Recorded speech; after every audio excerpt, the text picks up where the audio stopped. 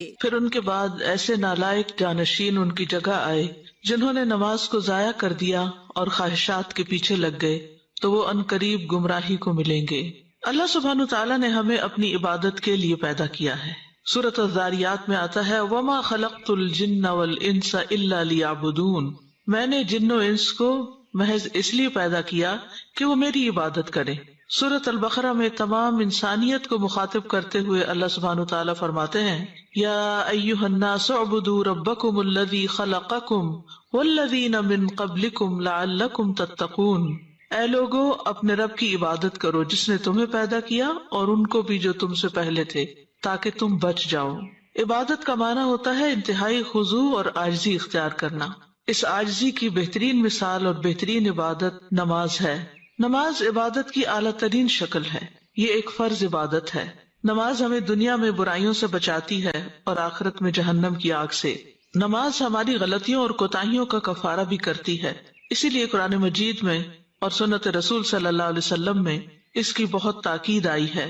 اس کو ادا کرنے والے کامیاب اور اس سے گریز کرنے والوں کا برا انجام اس آیت میں بتایا گیا ہے جس کا آج ہم مطالعہ کریں گے۔ فخلف من بعدهم خلف اضاعوا الصلاة واتبعوا الشهوات فسوف يلقون غیا۔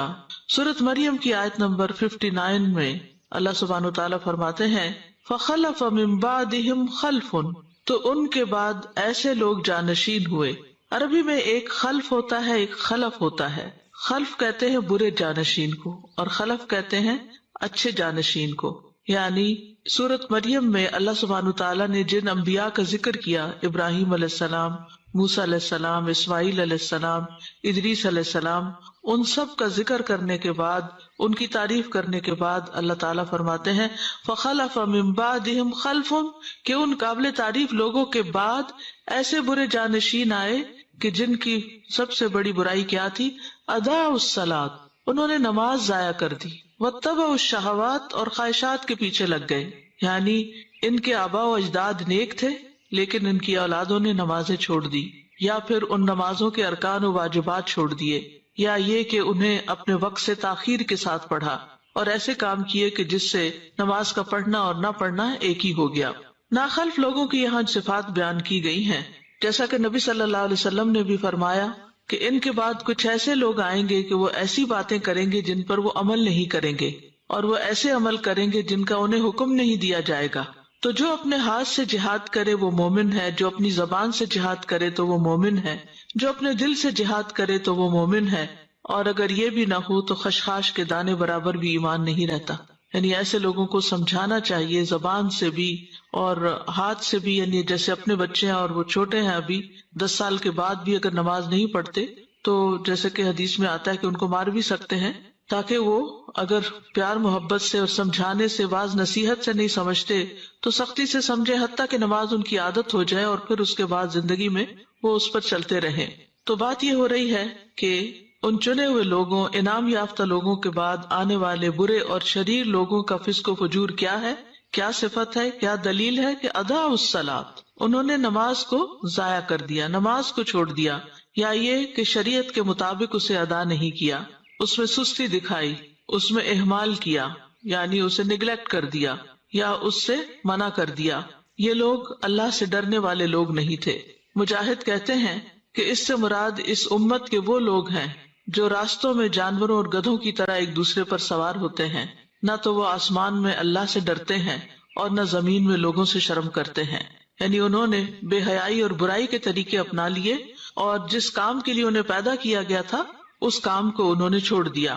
ابو سعید خدری کہتے ہیں کہ میں نے رسول اللہ صلی اللہ علیہ وسلم کو فرماتے ہوئے سنا 60 سال کے بعد نااہل لوگ پیدا ہوں گے، یعنی نبی صلی اللہ علیہ وسلم کے جانے کے 60 سال بعد، جو نماز کو ضائع کر دیں گے اور خواہشات کی پیروی کریں گے اور جہنم کے گڑھے میں جا پڑیں گے۔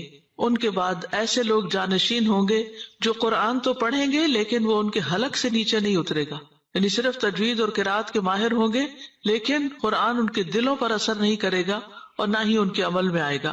اور قرآن کی قرات 3 طرح کے لوگ کرتے ہیں، نمبر 1 مومن، نمبر 2 منافق اور نمبر 3 فاجر۔ اضاعوا الصلاۃ، انہوں نے نماز کو ضائع کر دیا، یعنی ایک اہم فریضہ جو دین کا ستون ہے، جو ایمان کا معیار اور کسوٹی ہے اور جو رب العالمین سے اخلاص کا ثبوت دینے کا ذریعہ ہے، تو اس میں انہوں نے اپنی نمازیں ضائع کی، یعنی اہم فریضہ کو ادا نہیں کیا۔ تو بہت سے اہل علم یہ کہتے ہیں کہ یہاں اس سے مراد نماز پوری طرح چھوڑ دینا ہے، یعنی یہ وہ لوگ ہیں جو نمازیں چھوڑ دیتے ہیں۔ بعض اہل علم یہ کہتے ہیں کہ یہ وہ لوگ ہیں جو نمازوں کو اس کے آخری وقت تک مؤخر کر دیتے ہیں، یعنی پڑھ تو لیتے ہیں لیکن بے وقت کی پڑھتے ہیں۔ اور بعض کہتے ہیں کہ یہ وہ لوگ ہیں جو نمازوں کے اوقات ضائع کر دیتے ہیں، یعنی قضا کر کر کے پڑھتے ہیں۔ اور بعض نے یہ بھی کہا کہ یہ وہ لوگ ہیں جو ارکان اور واجبات کو ضائع کر دیتے ہیں، یعنی نماز کے سارے ارکان، شرائط وغیرہ پوری طرح ادا نہیں کرتے۔ حسن بصری کہتے ہیں کہ اس سے مراد وہ لوگ ہیں جنہوں نے مساجد کو بیکار اور خالی کر دیا اور کھیتی باڑی کو لازم کر لیا، یعنی دنیا کے کام کاج میں، دنیا کمانے میں ایسے مصروف ہوئے کہ نمازوں کو مسجد میں پڑھنے کی بجائے جہاں پڑھ سکے پڑھ لیا ورنہ نہ پڑھا۔ ابن مسعود اور ابراہیم کہتے ہیں کہ انہوں نے نماز کو اس کے وقت سے مؤخر کر دیا۔ سعید بن مسیب کہتے ہیں یہ وہ شخص ہے جو ظہر نہیں پڑھتا یہاں تک کہ عصر داخل ہو جاتی، عصر نہیں پڑھتا یہاں تک کہ سورج غروب ہو جاتا ہے۔ لوگوں نے ابن مسعود سے پوچھا کہ نماز کو ضائع کرنے کا مطلب کیا ہے، تو انہوں نے کہا اس سے مراد نماز کو اتنی دیر سے پڑھنا کہ وقت نکل جائے۔ تو ان لوگوں نے کہا ہم یہ سمجھتے تھے کہ نماز کو چھوڑ دینا اسے ترک کرنا ہے۔ تو انہوں نے کہا کہ اگر وہ نماز کو چھوڑ دیتے تو دین سے ہی نکل جاتے۔ نماز کو لیٹ کرنا بہرحال نفاق کی علامت ہے، جس کا حدیث میں بھی ذکر آیا ہے، اور سستی سے پڑھنا اور دکھاوے کی نماز پڑھنا اور اللہ کو کم یاد کرنا یہ منافقین کی نماز کی صفات ہیں۔ سورۃ النساء آیت 142 میں اللہ تعالیٰ فرماتے ہیں ان المنافقین یخادعون اللہ وہو خادعهم وَإِذَا قَامُوا إِلَى الصَّلَاةِ قَامُوا كُسَالَىٰ يُرَاءُونَ النَّاسَ وَلَا يَذْكُرُونَ اللَّهَ إِلَّا قَلِيلًا۔ بے شک منافق لوگ اللہ سے دھوکہ بازی کر رہے ہیں حالانکہ وہ انہیں دھوکہ دینے والا ہے، اور جب وہ نماز کے لیے کھڑے ہوتے ہیں تو سست ہو کر کھڑے ہوتے ہیں، یعنی شوق سے نہیں جاتے نماز کی طرف، خوشی سے نہیں جاتے، لوگوں کو دکھاوا کرتے ہیں اور اللہ کو بہت کم یاد کرتے ہیں۔ رسول اللہ صلی اللہ علیہ وسلم نے فرمایا یہ تو منافق کی نماز ہے، یہ تو منافق کی نماز ہے، یہ تو منافق کی نماز ہے، کہ سورج کو بیٹھے دیکھتا رہتا ہے، جب وہ شیطان کے دو سینگوں کے درمیان ہوتا ہے یعنی غروب ہونے کے قریب ہوتا ہے تو کھڑا ہو کر 4 ٹھونگے مارنے لگ جاتا ہے، اس میں اللہ کا ذکر نہیں کرتا مگر بہت تھوڑا، یعنی اللہ کو یاد کرنے کی بجائے وہ ادھر ادھر کی باتیں سوچتا رہتا ہے، یا بس نماز کو سر سے اتارنے کی فکر کرتا ہے۔ رسول اللہ صلی اللہ علیہ وسلم نے یہ بھی فرمایا کہ بے شک منافقوں پر سب سے زیادہ بھاری نماز عشاء اور فجر کی نماز ہے، دونوں آرام کے وقت ہیں اور نیند کے وقت ہیں، اس لیے ایسے اوقات میں ان کو نماز پڑھنا اور مشکل لگتا ہے۔ سعید بن مسیب کہتے ہیں کہ وہ لوگ حی علی الصلاۃ حی علی الفلاح کے الفاظ سنتے ہیں، تندرست اور صحیح سالم ہونے کے باوجود نماز پڑھنے نہیں جاتے، استغفر اللہ، یعنی آذان کی آواز آتی ہے اس کے باوجود بھی وہ اس سے غفلت برتتے ہیں۔ ایک معنی یہ بھی کیا گیا ہے کہ یہ عمدگی سے نماز نہیں پڑھتے۔ ابو ہریرہ رضی اللہ عنہ کہتے ہیں کہ ایک دن آپ صلی اللہ علیہ وسلم نے ہمیں نماز پڑھائی، پھر مڑے اور فرمایا اے فلاں تم نے اپنی نماز اچھی طرح کیوں نہیں ادا کی؟ کیا نمازی کو دکھائی نہیں دیتا جب وہ نماز پڑھتا ہے کہ اس نے کس طرح نماز ادا کی؟ حالانکہ وہ اپنے ہی لیے نماز ادا کرتا ہے، تو پھر چاہیے کہ اچھے سے اچھے طریقے سے ادا کرے۔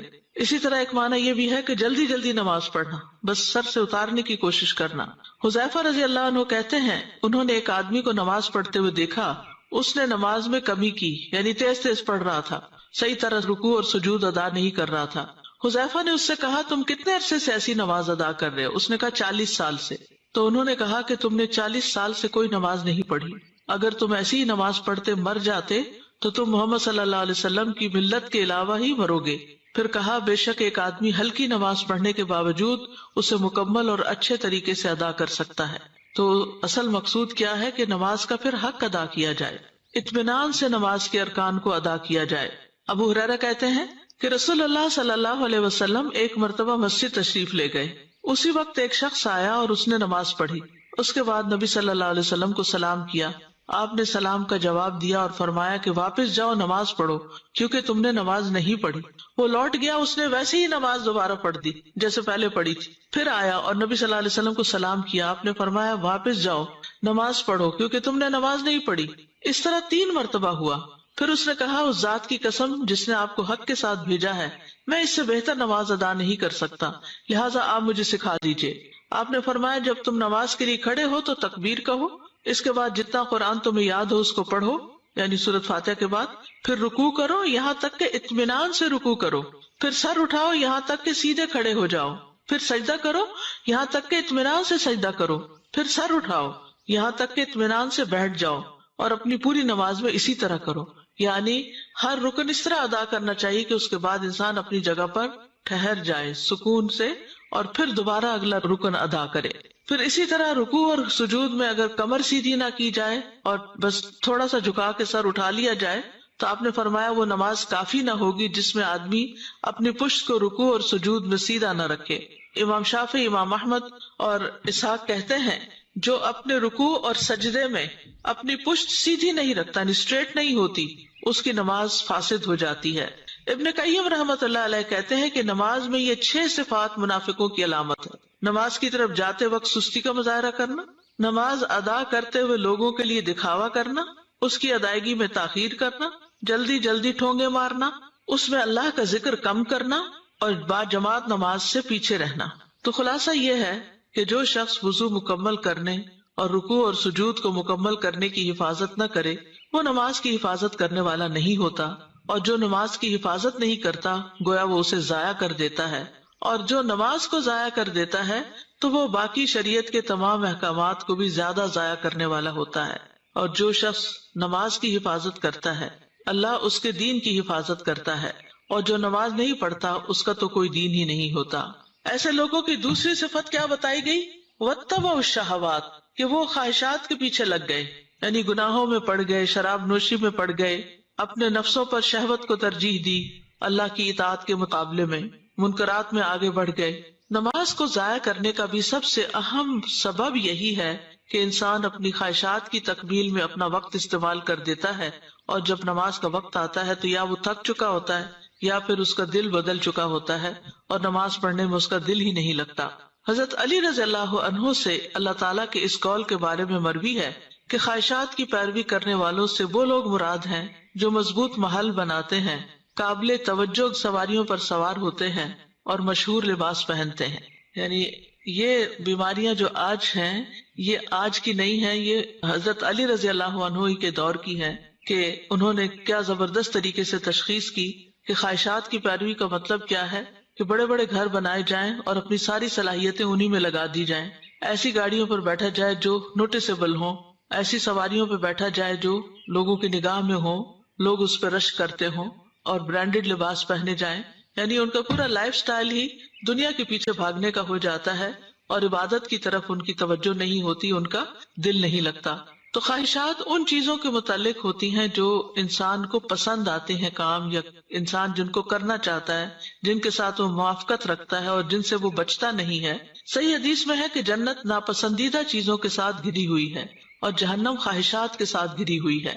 اس بارے میں ابو ہریرہ کہتے ہیں کہ رسول اللہ صلی اللہ علیہ وسلم نے فرمایا جب اللہ عز و جل نے جنت کو پیدا کیا تو جبریل علیہ السلام سے کہا جا کر اسے دیکھ آؤ۔ چنانچہ جبریل علیہ السلام گئے اور دیکھا، واپس آ کر عرض کیا یا رب و عزتک، اے میرے رب آپ کی عزت کی قسم اس کے متعلق جو بھی سنے گا وہ اس میں داخل ہونا چاہے گا۔ پھر جنت کو ناپسندیدہ چیزوں سے ڈھانپ دیا گیا۔ پھر اللہ تعالیٰ نے فرمایا اسے دیکھ کر آؤ۔ چنانچہ وہ دوبارہ گئے اور اسے دیکھا، کہا یا رب و عزتک، اے میرے رب آپ کی عزت کی قسم مجھے اندیشہ ہے کہ اب اس میں کوئی داخل ہی نہیں ہو سکے، یعنی اتنا مشکل راستہ ہے۔ اور اسی طرح جب آگ کو پیدا کیا تو آپ نے جبریل علیہ السلام سے فرمایا کہ اے جبریل جہنم کو دیکھ کر آؤ۔ جب وہاں پہنچے تو آ کر کہنے لگے یا رب و عزتک، اے رب آپ کی عزت کی قسم جو اس کے متعلق سنے گا اس میں داخل ہونا نہیں چاہے گا۔ اللہ کے حکم پر اسے خواہشات سے ڈھانپ دیا گیا۔ پھر فرمایا اے جبریل جا کر اسے دیکھ کر آؤ۔ وہ دیکھ کر آئے، دیکھا تو کہا یا رب و عزتک مجھے تو اندیشہ ہے اب کوئی آدمی اس میں داخل ہونے سے بچ نہ سکے گا، یعنی ایسا پھسلن کا راستہ ہے، ایسا خواہشات کا راستہ ہے کہ سب اسی طرف چل پڑیں گے، کیونکہ یہ انسان کے لیے ایک امتحان ہے۔ اس کے اندر خواہشات کی محبت خوشنما بنا دی گئی ہے، لہذا جو چیز انسان کو خوشنما لگتی ہے انسان اس کے پیچھے بھاگتا ہے۔ رسول اللہ صلی اللہ علیہ وسلم نے فرمایا مجھے اپنی امت کے بارے میں 3 چیزوں کا ڈر ہے۔ بخیلی جس کی اطاعت کی جائے، یعنی انسان بخل کرے، یعنی دل میں بخل کا خیال آئے تو اس کی پیروی کرے۔ خواہش نفس جس کی پیروی کرے، یعنی کچھ اللہ کے راستے میں دینے کی بجائے اپنی خواہشات پر انسان خرچ کرنے لگے۔ اور گمراہ امام، جو لوگوں کو مس لیڈ کریں اپنی خواہشات پرستی کی وجہ سے. پھر اسی طرح اپنی مرضی کی زندگی گزارنا یہ بھی گمراہی کا راستہ ہے. اور آپ صلی اللہ علیہ وسلم نے اس کے بارے میں فرمایا مجھے تمہارے متعلق ان گمراہ کن خواہشات سے سب سے زیادہ اندیشہ ہے جن کا تعلق پیٹ اور شرمگاہ سے ہوتا ہے، اور اپنی مرضی پر چلنے کی گمراہی کا بھی اندیشہ ہے. اپنی مرضی پر چلنے کی گمراہی یعنی جو دل میں آئے گا وہ کریں گے.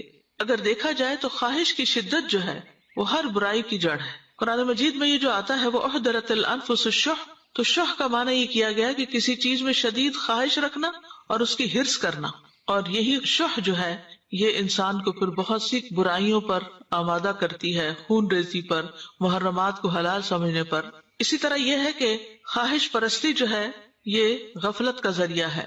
آپ نے فرمایا کہ میں تمہارے فقر سے نہیں ڈرتا لیکن اس بات سے ڈرتا ہوں کہ دنیا تم پر کشادہ کر دی جائے گی جیسے پہلے لوگوں پہ کی گئی تھی، تو تم ایک دوسرے سے آگے بڑھنے لگو گے جس طرح وہ ایک دوسرے سے آگے بڑھنے لگے، اور وہ تمہیں غافل کر دے جس طرح ان لوگوں کو غافل کر دیا تھا. خواہش پرستی سے انسان اللہ کے ذکر سے غافل ہو جاتا ہے. اللہ تعالیٰ فرماتے ہیں یا ایھا الذین آمنوا لا تلہکم اموالکم ولا اولادکم عن ذکر اللہ، اے ایمان والو تمہیں اموال اور تمہاری اولاد اللہ کی یاد سے غافل نہ کریں، اور جو ایسا کریں گے وہی خسارہ اٹھانے والے ہیں.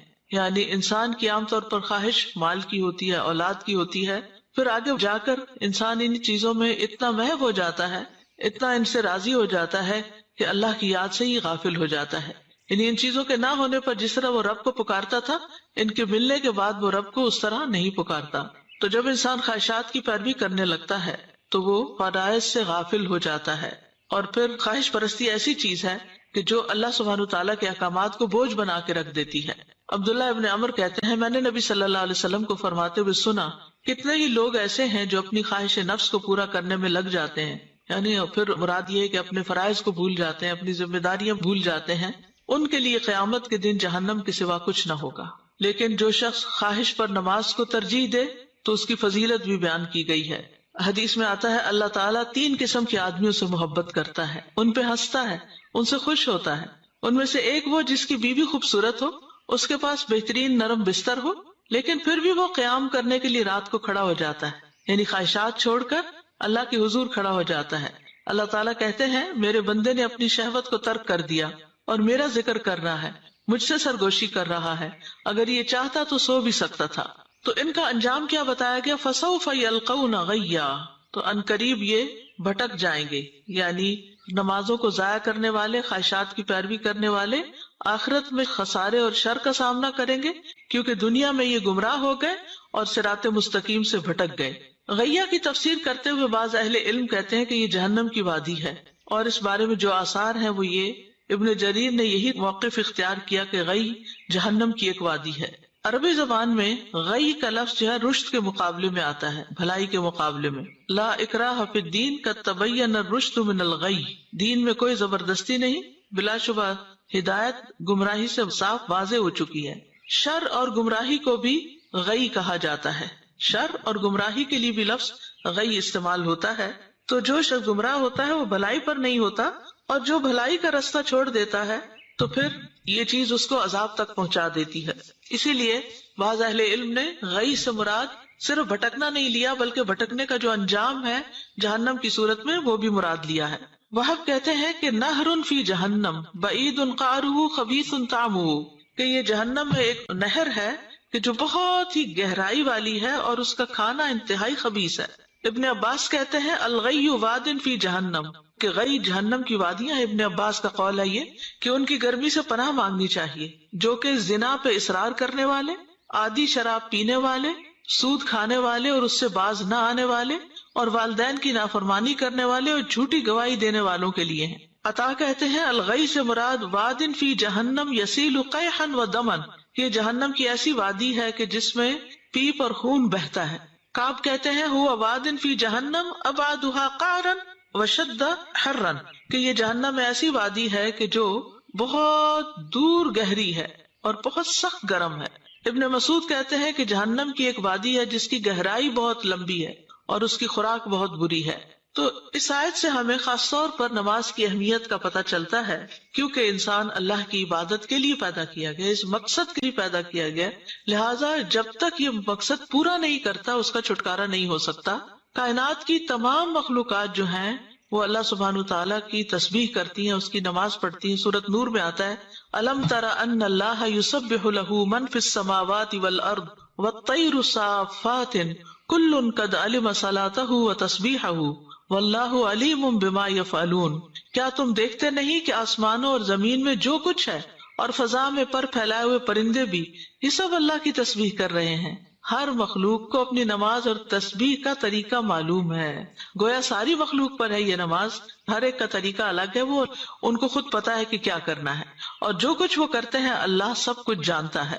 ساری مخلوق اللہ کے آگے سجدہ ریز ہے۔ وَلِلَّهِ يَسْجُدُ مَن فِي السَّمَاوَاتِ وَالْأَرْضِ، آسمان و زمین میں جتنی بھی چیزیں ہیں خوشی اور ناخوشی سے اللہ کو سجدہ کر رہی ہیں۔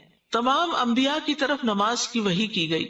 وَجَعَلْنَاهُمْ أَئِمَّةً يَهْدُونَ بِأَمْرِنَا وَأَوْحَيْنَا إِلَيْهِمْ فِعْلَ الْخَيْرَاتِ وَإِقَامَ الصَّلَاةِ وَإِيتَاءَ الزَّكَاةِ وَكَانُوا لَنَا عَابِدِينَ، اور ہم نے انہیں ایسے پیشوا بنایا جو ہمارے حکم کے ساتھ رہنمائی کرتے تھے، اور ہم نے ان کی طرف نیکیاں کرنے اور نماز قائم کرنے اور زکوٰۃ ادا کرنے کی وحی بھیجی، اور وہ صرف ہماری عبادت کرنے والے تھے۔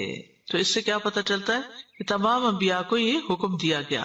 اللہ سبحانہ وتعالیٰ اپنے سارے بندوں کو اس کا حکم دیتے ہیں، قُلْ لِعِبَادِيَ الَّذِينَ آمَنُوا يُقِيمُوا الصَّلَاةَ، میرے بندوں سے جو ایمان لائے ہیں ان سے کہہ دیجئے کہ وہ نماز قائم کریں۔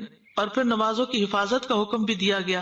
سچے ایمان والوں کی صفت یہ بتائی گئی، الذین یقیمون الصلاۃ ومما رزقناہم ینفقون اولئک ھم المؤمنون حقا، وہ لوگ جو نماز قائم کرتے ہیں اور اس میں سے جو ہم نے انہیں دیا وہ خرچ کرتے ہیں، یہی لوگ سچے مومن ہیں۔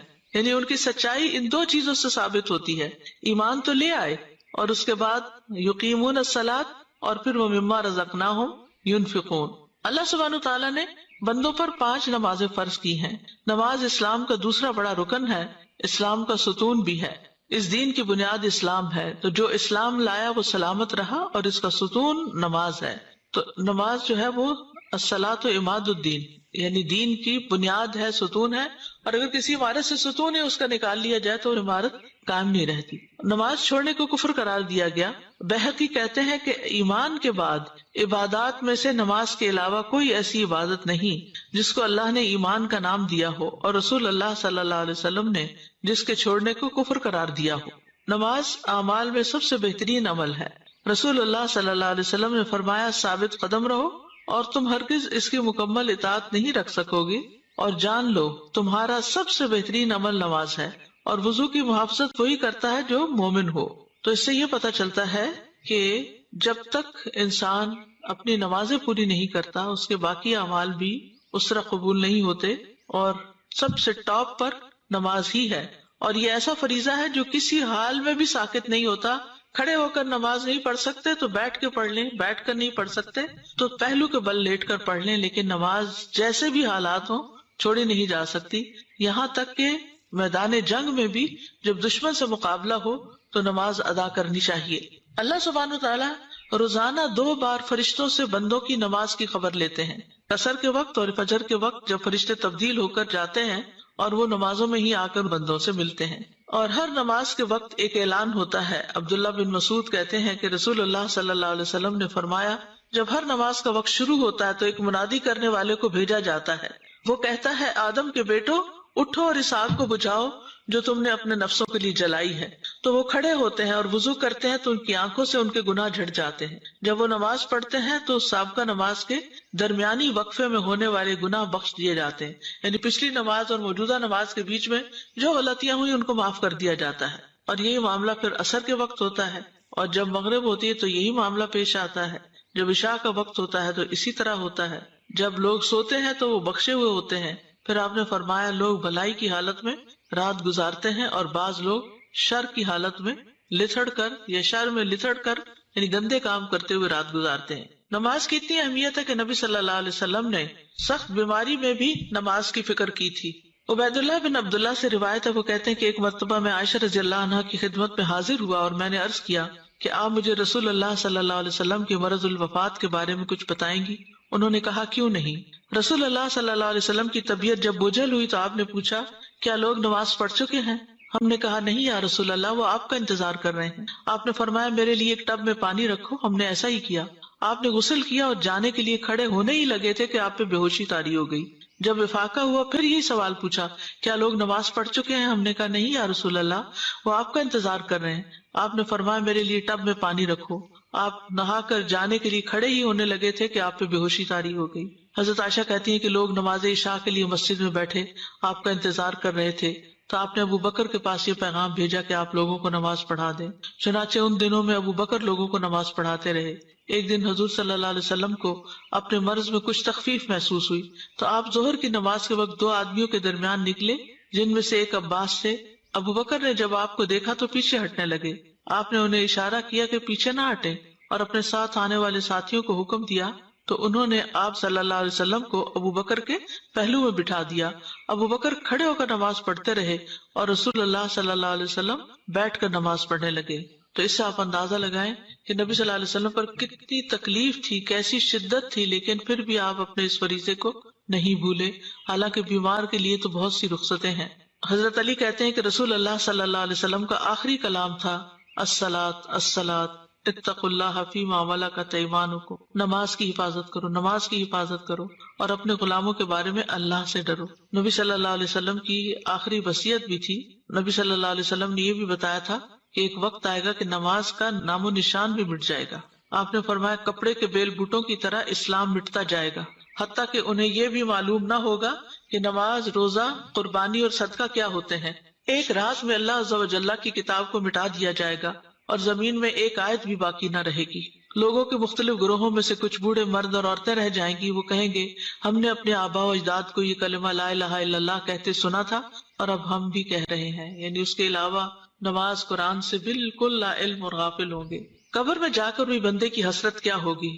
نبی صلی اللہ علیہ وسلم ایک قبر کے پاس سے گزرے، حال ہی میں اس میت کو دفن کیا گیا تھا، تو آپ نے فرمایا 2 رکعتیں ہلکی سی ہوتی ہیں اور تم لوگ انہیں حقیر اور زائد سمجھتے ہو، لیکن وہ 2 رکعتیں اگر یہ صاحب قبر اپنے عمل میں زیادہ کر لیتا تو اس کی نظر میں تمہاری تمام باقی دنیا سے بھی اسے زیادہ محبوب ہوتی۔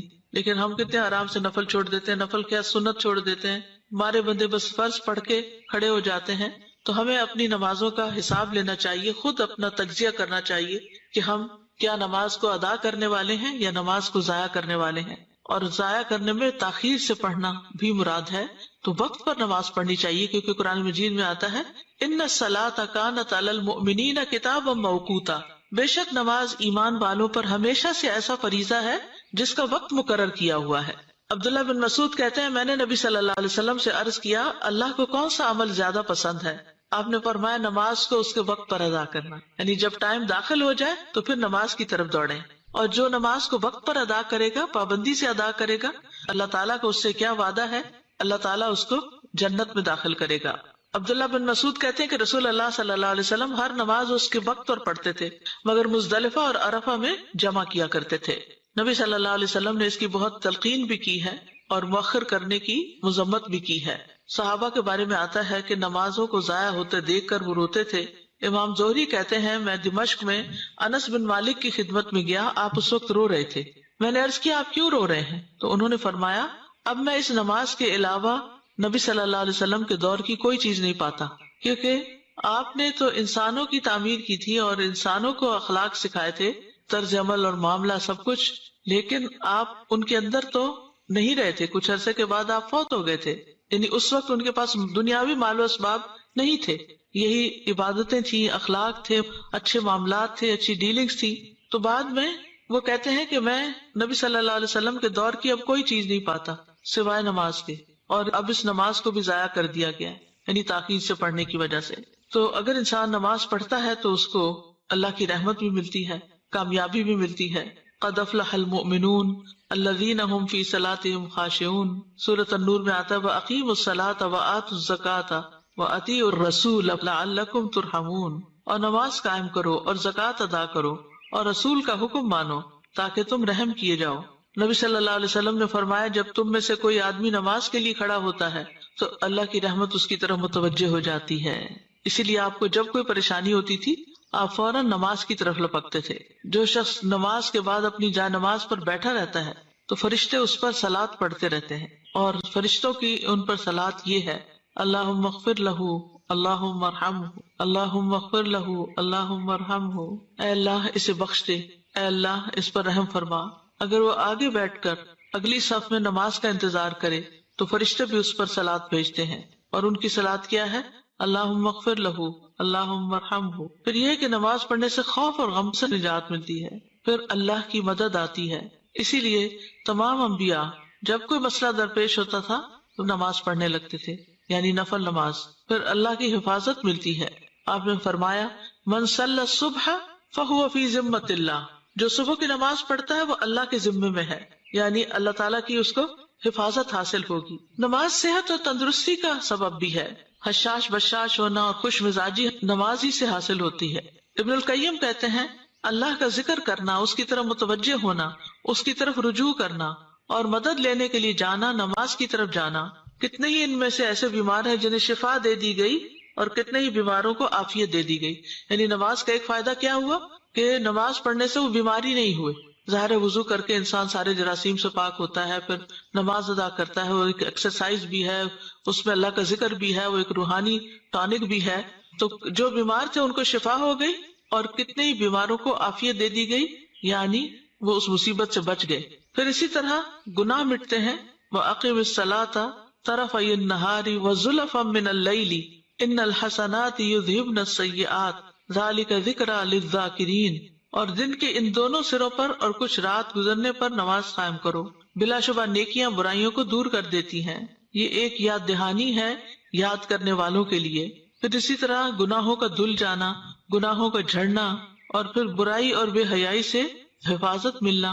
قرآن مجید میں آتا ہے: ان الصلاۃ تنہی عن الفحشاء والمنکر، کہ بے شک نماز بے حیائی اور برائی سے روکتی ہے. حدیث میں اس کو نور کہا گیا ہے، الصلاۃ نور. اس سے نفس کا تزکیہ ہوتا ہے، بندے کو حفاظت کا ایک مضبوط قلعہ مل جاتا ہے. دل اور اعضاء گناہ کرنے سے محفوظ ہو جاتے ہیں، اس سے اللہ کی قربت حاصل ہوتی ہے، برائیاں دور ہوتی ہیں، گناہوں سے روک دیا جاتا ہے. پھر غیر اخلاقی بیماریوں سے بچا جا سکتا ہے، بری صفات اس سے ختم ہوتی ہیں، فتنوں کا کفارہ ہوتا ہے. آخرت میں نمازوں پر ڈھیروں اجر ملے گا. اللہ تعالیٰ نماز پڑھنے والوں کا اجر ضائع نہیں کرے گا. والذین یمسکون بالکتاب واقاموا الصلاۃ انا لا نضیع اجر المصلحین. اور جو لوگ کتاب کو مضبوطی سے پکڑتے ہیں اور انہوں نے نماز قائم کی، یقیناً ہم اصلاح کرنے والوں کا اجر ضائع نہیں کیا کرتے. تو اس سے کیا پتہ چلتا ہے کہ جو کتاب کو تھامے رکھے اور نماز ادا کرے تو دنیا میں بھی فائدہ ہوگا اور ان کا اجر بھی ضائع نہ ہوگا. پھر جہنم اور منافقت سے برات ہے. پھر یہ کہ قبر میں حفاظت کے لیے نماز آ جاتی ہے سر کی طرف سے. پھر اسی طرح قیامت کے دن چمکدار نور ملے گا.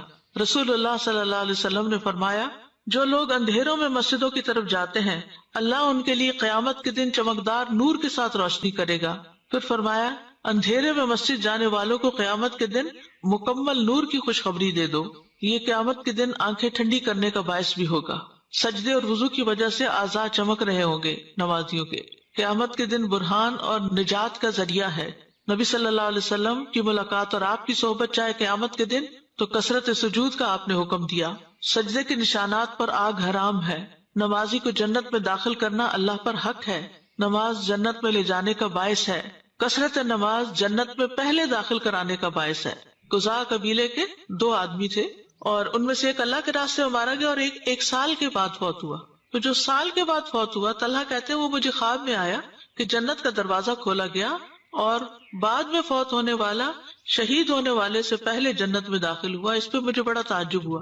جب صبح ہوئی تو میں نے اس خواب کا ذکر نبی صلی اللہ علیہ وسلم سے کیا. آپ نے فرمایا: کیا اس نے 1 سال بعد تک رمضان کے روزے نہیں رکھے؟ اس کے بعد 6000 رکعت اور یہ سنت کی رکعت نہیں پڑھی. یعنی جتنی زیادہ نمازیں اس کی ہوئی اتنے ہی اس کے درجے بلند ہوئے، کیونکہ ہر سجدے کے ساتھ ایک درجہ بلند ہوتا ہے. قرآن مجید میں اللہ تعالیٰ نے نماز کو ایمان بھی کہا ہے. نماز ایمان کا ترازو ہے. جس کے دل میں رائی برابر بھی ایمان ہو نماز نہیں چھوڑ سکتا. نماز بندے اور رب کے درمیان ایک تعلق کی علامت ہے اور یہ تعلق نمازوں کے ساتھ مضبوط ہوتا چلا جاتا ہے. نماز دل اور زبان کے ذکر کو جمع کرنے کا ذریعہ ہے. نماز کے ذریعے بندہ اپنے رب سے ایک درست تعلق قائم کر لیتا ہے. نماز کا چھوڑنا ایمان سے محرومی ہے، بدترین گناہ ہے. اللہ تعالیٰ کی حفاظت سے بندہ باہر آ جاتا ہے، اعمال کی بربادی کا باعث ہے، دلوں کی سختی اور غفلت کا باعث ہے۔ ایک نماز بھی قضا کرنا بہت بڑے خسارے کا باعث ہے۔ بے نمازی کے لیے موت کی سختیاں بھی ہیں۔ نماز چھوڑنا اہل جہنم کی صفت ہے۔ جب ان سے پوچھا جائے گا ما سلککم فی سقر قالوا لم نک من المصلین، جنت والے جہنم والوں سے پوچھیں گے تمہیں کیا چیز دوزخ میں لے گئی؟ وہ کہیں گے ہم نماز نہیں پڑھتے تھے۔ ہمیں دعا بھی کرنی چاہیے اپنے لیے بھی اور اپنی اولاد کے لیے بھی کہ ہم نمازوں پر قائم رہیں۔ رب اجعلنی مقیم الصلاۃ ومن ذریتی ربنا وتقبل دعا، اور خواہشات سے بچنے کے لیے بھی دعا ہے، اللہم انی اعوذ بک من منکرات الاخلاق والاعمال والاہواء، اے اللہ میں تجھ سے برے اخلاق، برے اعمال اور بری خواہشات سے پناہ مانگتا ہوں۔ تو کرنے کے کام کیا ہیں کہ نمازوں کی فکر کریں، وقت پر ادا کریں، زیادہ سے زیادہ سجدے کریں، یعنی سنت نفل کا بھی اہتمام کریں، فرائض اور نوافل دونوں ہی عمدگی سے ادا کریں، نماز کو اللہ کا فریضہ سمجھ کر ادا کریں اور پانچوں نمازوں کی حفاظت کریں۔ دنیا کے کاموں کی وجہ سے نمازوں سے غافل نہ ہوں۔ جیسے ہی نماز کا وقت آئے کام چھوڑ کر نماز پڑھنے لگیں۔ گھر والوں کو بھی نماز کا حکم دیتے رہیں۔ بچوں کو بھی سب سے پہلے اسلام کا یہی حکم سکھائیں اور اس کے بارے میں اس طرح ایکسپلین کریں کہ وہ ساری زندگی نماز نہ چھوڑ سکیں۔